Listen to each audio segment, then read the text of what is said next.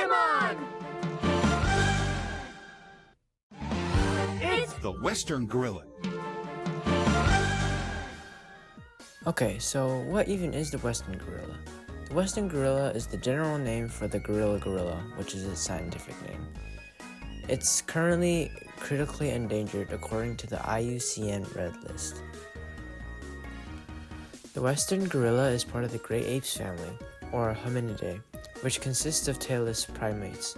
This family includes chimpanzees, bonobos, humans, orangutans, and gorillas.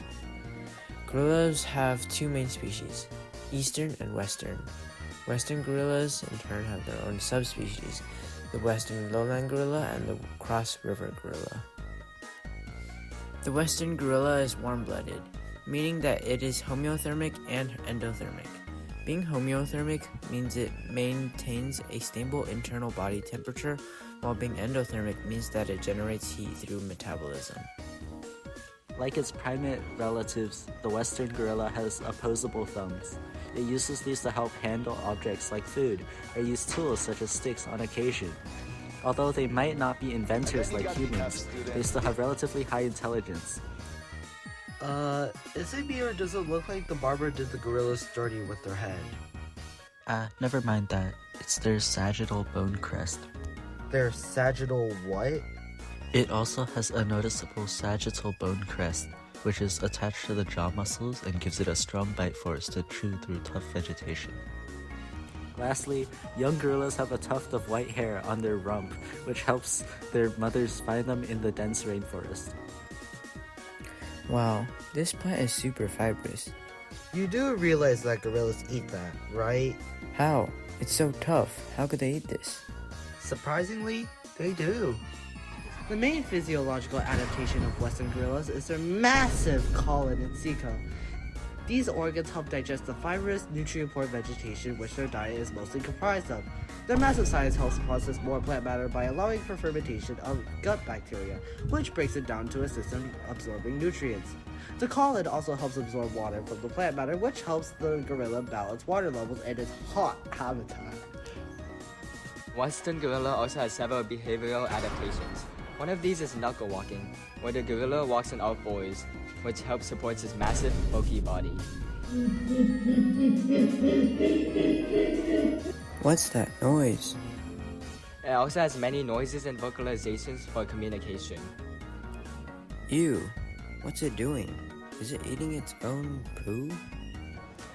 An unusual adaptation is coprophagy, where it eats its own feces.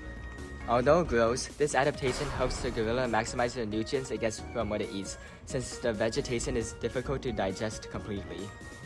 Hey, I recognize this place. It's a tropical rainforest. That means we gotta be in one of the green areas on this map.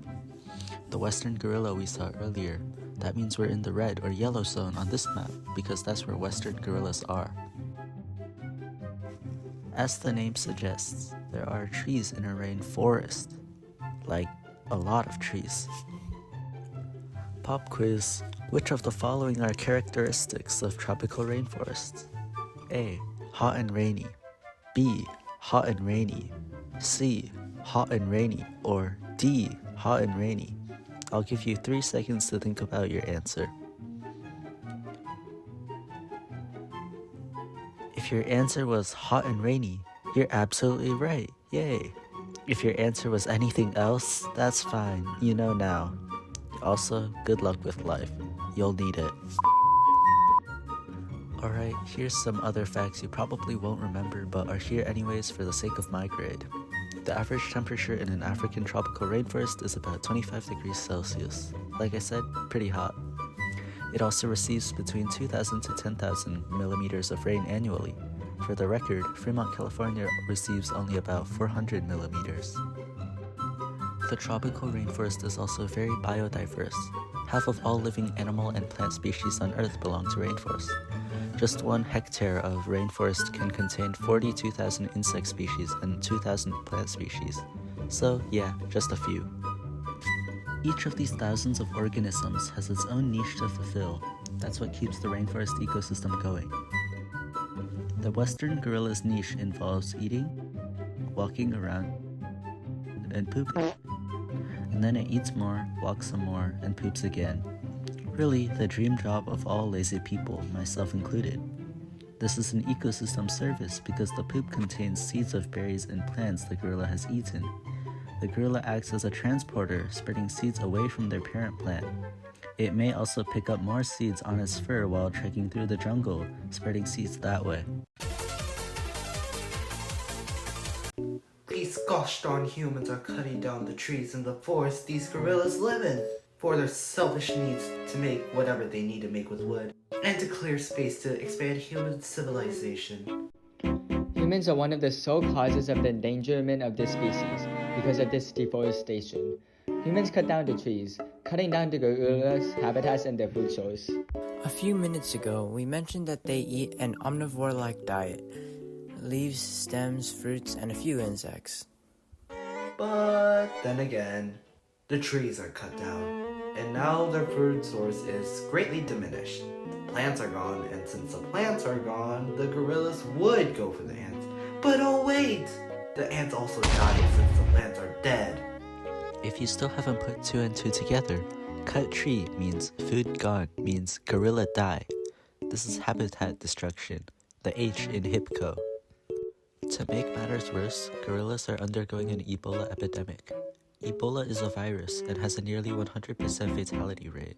This is severely hurting the gorilla populations, driving them ever closer to extinction. This qualifies as invasive species, the I in HIPCO. And yet another problem arises. Humans have a knack for doing things that they don't need to do, such as hunting already endangered species for bushmeat, the meat of wild animals. Why do they want bushmeat? Because it's cool and exotic. But really, it isn't, because that is contributing to the decline of Western gorilla populations. This is overexploitation, the O in HIPCO. Not only are humans causing issues for these suffering gorillas, there are also inherent issues in their communities.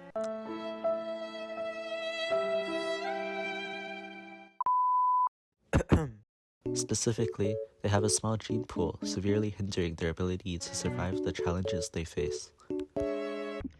Okay, so it appears we have a ton of problems. So what can we do about it? Well, some groups are somewhat decent-ish. A lot of groups are advocating for conservation methods, but not much is actually being done. The World Wildlife Fund has established the African Great Apes program. What about that? Well, the thought behind it is good, but its stipulations are vague and the effect is not widespread enough to help the species. The same applies to other conservation methods, like the Gorilla Agreement. That's horrible. Is there anything we can do? There are small contributions we can make, like buying sustainable wood, visiting gorillas, and spreading awareness. But unless significant changes happen, Western gorillas are likely to go extinct. Meow, meow, meow, meow.